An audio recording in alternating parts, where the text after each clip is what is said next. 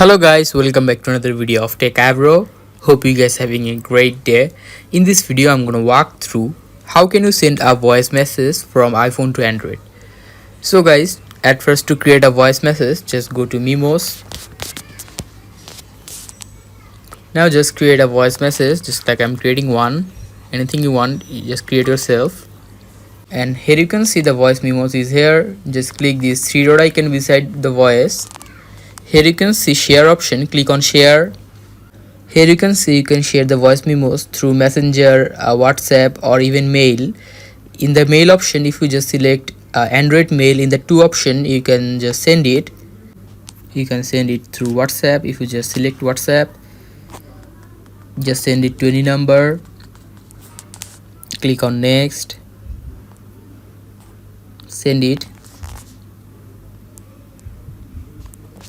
Now just check for WhatsApp. Here you can see the audio has sent. So guys, that's how you can send a voice message from iPhone to Android. Hope you find this video helpful.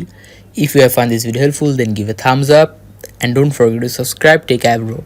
Thank you so much for watching the video.